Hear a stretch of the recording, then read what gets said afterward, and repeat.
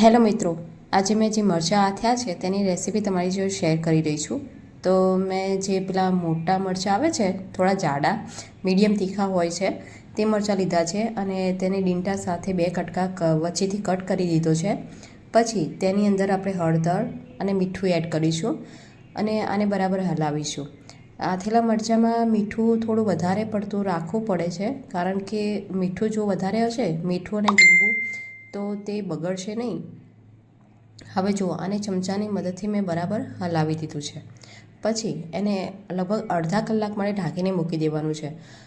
હવે જુઓ, અડધા કલાક પછી જોઈ લેશું તો એનું પાણી જે છે એ છૂટું પડી ગયું છે.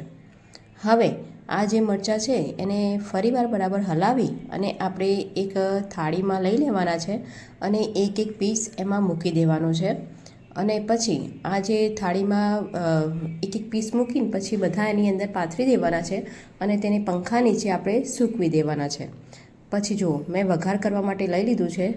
મેં સાદું આપણે જે તેલ આવે છે નોર્મલ વઘાર માટે, એ તેલ લીધું છે અને એક તપેલીમાં મેં મેથીના કુરિયા લીધા છે, હળદર નાખી છે, મીઠું નાખ્યું છે અને ધાણા જીરું પાવડર નાખ્યું છે.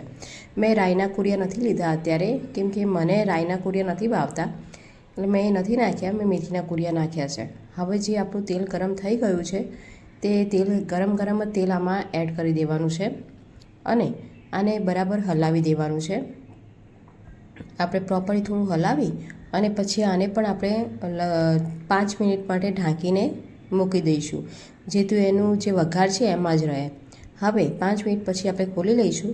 પછી જે આપણા મરચાં સૂકવી રાખ્યા હતા પંખા નીચે, એ આપણે મરચાંને છે ને આની અંદર એડ કરી દેવાના છે. જો આ રીતે એડ કરી દેવાના.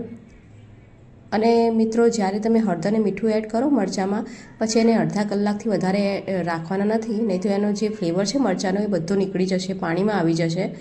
તેથી એને અડધા કલાકથી વધારે નથી રાખવાનો.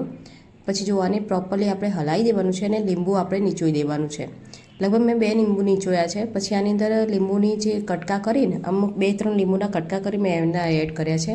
તો તૈયાર છે આથેલા મરચાં.